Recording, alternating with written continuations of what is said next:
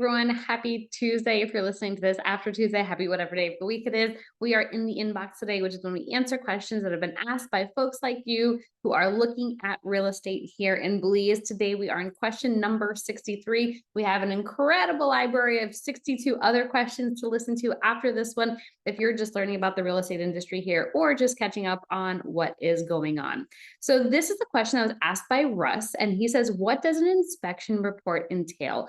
And this is a great question. This was a fellow who was going to be going through a close of a condo, and he wanted to know exactly what he was going to be expecting in the inspection report. So to take a step back, when we find a condo or a home for you to purchase, what we end up doing during the closing period, it's about 6 to 8 weeks closing period. And the first part of that closing period is a due diligence period.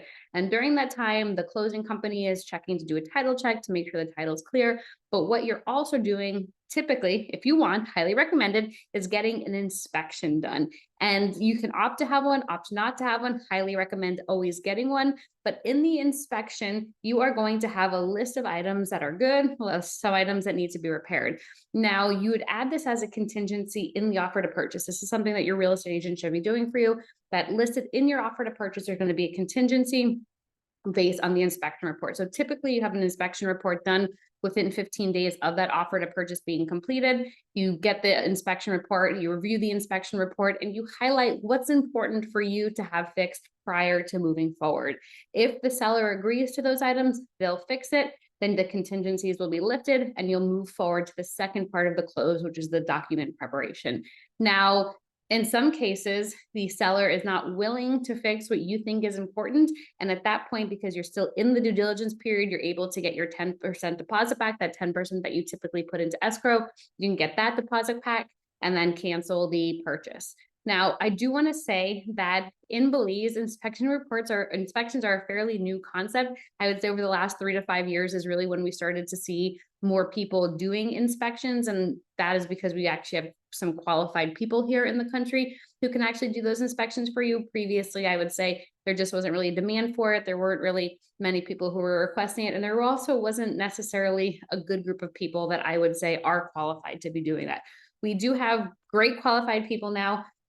And so what I'm going to answer Russ's question here, what you would expect when you are getting an inspection report done. So first and foremost, I'm going to answer cost because I have had that question done before. It can range anywhere from $400 to $3,000, just depending entirely on the size of the property that you're looking at.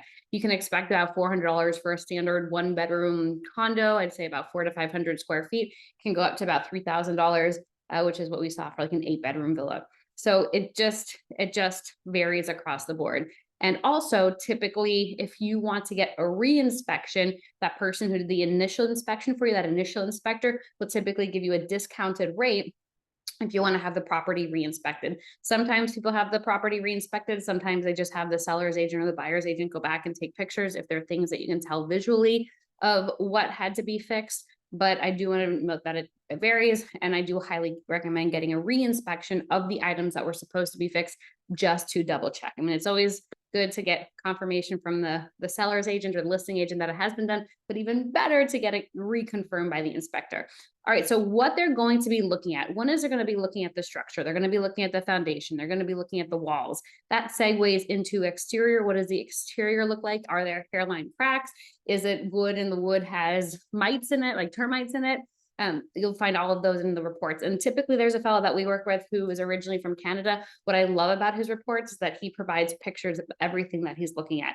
So you know exactly what it looks like, because I can tell you from the marketing pictures that you see of properties, they always look beautiful. But then when you get a little bit closer to it, you're like, oh, that's really rusty, right? Or, oh, I didn't notice that big crack in the wall. But you will get those pictures in the report. Also, they'll be looking at the roofing. How is the roofing? Are there gutters? Right, that's something that's important. Are the gutters functioning? How is the health of the roof? When was the last time it was replaced? In addition to that, they'll be looking at the interior. So anywhere from the tiles on the floor to what's going on generally, the walls on the interior. He'll also look at paint, right, to see the quality of the paint and how the paint job was done. Plumbing, this is an important one. You want to make sure that the faucets are all working, that sinks have decent water pressure, that you have the hot water and the cold water. You got to make sure toilets are flushing. Electrical. This is one that I have found a lot, is that in a lot of our inspection reports, we see that in the kitchen and bathroom spaces where there are water, there are not GFCI outlets. And that is a requirement in many countries when you're near water. However, you do find that that's not a requirement here in Belize. And so he is the inspector we use, does really recommend that any outlet gets converted to GFCI. It's not an expensive fix, $10 US fix in order to do that. But then that way you're ensuring that it is a safer environment. In addition to that, he's going to be looking at the appliances, making sure that they're working, looking at the health of the air conditioning units, looking at the health of the washer dryer, if that is there available in the unit. He'll also be looking at the insulation and the venting. So this is just an overall. I'm happy to send an example of a report if you want to see one. But again, he puts the pictures in, and then if there are any things that he recommends, he has, what's recommended and then what's hazardous. I say what's hazardous is really something that we want to get fixed. What's recommended, probably more of a cosmetic thing, or if you jump down a little bit, you'll see that if it's cosmetic, typically the seller is not going to fix it. If it's a little cracked tile, typically the seller isn't going to be fixing it. If it's grout that needs to be regrouted, probably not going to fix it. Now, some sellers are willing to do that, but I'll tell you a majority aren't. What most of them are focused on is the safety of the unit, and also I would say the health of any big appliances. If you have a refrigerator that's on its way out, you likely want to be getting that replaced by the seller. Now, what I would say is if the seller is not willing to fix it, then there is room for negotiation in the agreement. So, you signed an agreement, you completed an offer to purchase with the understanding that everything was working, unless it was told to you by the listing agent that it wasn't. And if it's not fixed and they don't want to fix it, then again, you can get yourself released from the agreement and get your deposit back. I did have this question asked about a lead and rayon test. Rayon test, we don't do those here, but in mold, we don't do those reports here. I mean, in inspection, the fact that we have inspections now is awesome, but we don't do those tests here. And then going back to the seller typically doesn't fix everything. So just, understand what's important to you.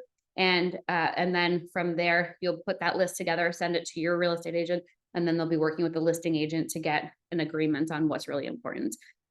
Please note that building codes are not enforced here. So there may be some things that you see in the report that's really puzzling or confusing, but it's not really enforced, just not at all enforced. So there may be some things that are more important to you to be focusing on, but that typically comes in the inspection report.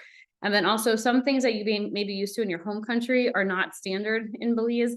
So, wiring for electric, that's something that doesn't, the coloring, the correct coloring that you have in North America is not typically standard here. So, that may be something on the report, is that it's inconsistent wiring colors. So then that can be, updated to make sure that it is standard across the board with your breaker panel. So this is just a quick overview of what it is. I highly recommend that you get an inspection report when you're buying a property that has a home or a structure on it. Important for you to know what it is that you're getting into. If you're new to the real estate process here in Belize, please reach out. I'm happy to send you this overview.